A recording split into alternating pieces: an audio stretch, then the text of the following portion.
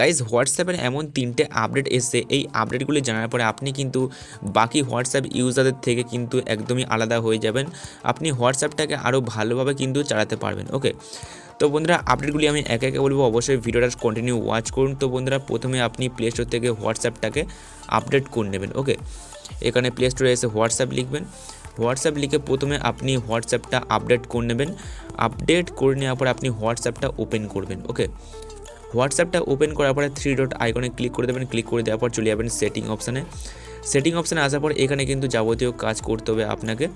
তো প্রথমে আপনি চলে যাবেন অ্যাকাউন্ট অপশানে। এখানে দেখতে পাবেন অ্যাকাউন্ট অপশান আছে প্রথমেই। তো সিম্পলি অ্যাকাউন্ট অপশানে ক্লিক করে দেবেন। ক্লিক করে দেওয়ার পর এখানে একটা নতুন অপশান অ্যাড হয়েছে, দেখতে পাবেন আপডেটের পরেই এই অপশানটি অ্যাড হয়েছে, ইমেল অ্যাড্রেস। এখানে ক্লিক করে দেবেন। ক্লিক করে দেওয়ার পর এখানে একটা নর্মালি একটা ইমেল দিয়ে দেবেন। ইমেল দেওয়ার পর এখান থেকে কী সুবিধাটা আপনি পাবেন যখন আপনি হোয়াটসঅ্যাপটা আনইনস্টল করে ফেলবেন ভুল করে, বা যদি আপনার অ্যাকাউন্টটা অন্য কোনো মোবাইলে লগ ইন করেন, তখন যে লগ ইন করার সময় হোয়াটসঅ্যাপ যে কোডটা পাঠায় সেই কোডটা দিলেই কিন্তু লগ ইন হবে। সেই কোডটা পাঠায় নাম্বারে, যে নাম্বারটা আপনার যে নাম্বারে আপনার হোয়াটসঅ্যাপ অ্যাকাউন্টটা থাকবে সেই নাম্বারে কিন্তু কোড পাঠায়। কিন্তু অনেক সময় এমন হয় যে কোড আসে না সেই নাম্বারে, সেই জন্য হোয়াটসঅ্যাপ এই আপডেটটা দিয়েছে ইমেল অ্যাড্রেস। এখানে এখন ইমেল অ্যাড্রেসে কিন্তু হোয়াটসঅ্যাপ কোড পাঠাতে পারে। যদি আপনি এখানে ইমেল অ্যাড্রেস দিয়ে রাখেন তাহলে নাম্বারে যদি কোড নাও আসে তাহলে ইমেল অ্যাড্রেসে অবশ্যই কোড আসবে, তখন আপনি কোডটাকে বসিয়ে হোয়াটসঅ্যাপটা লগ ইন করতে পারবেন। এই সুবিধাটা আপনি পাবেন। ওকে, এবারে সেকেন্ড যে আপডেটটা এসে এর জন্য আপনাকে চলে যেতে হবে প্রাইভেসি অপশানে। এই প্রাইভেসি অপশানে ক্লিক করে দেবেন। ক্লিক করে দেওয়ার পর এখানে একটা সবার নিচে একটা অপশান অ্যাড হয়েছে, দেখতে পাবেন, আমি দেখাচ্ছি, অ্যাডভান্স বলে। এখানে ক্লিক করে দেবেন। ক্লিক করে দেওয়ার পর এটা আপনি এনেবেল করে নেবেন, প্রোটেক্ট আইপি অ্যাড্রেস ইন কলস, এটা আপনি এনেবেল করে দেবেন। এনেবেল করে দিলে কি হবে, আপনি যখন হোয়াটসঅ্যাপ থেকে কাউকে কল করবেন তখন আইপি অ্যাড্রেসটা কিন্তু কেউ ট্র্যাক করতে পারবে না। ওকে, এটা শুধুমাত্র হোয়াটসঅ্যাপের কাজেই থাকবে, আইপি অ্যাড্রেসটা মাঝখান থেকে কিন্তু কেউ ট্র্যাক করতে পারবে না।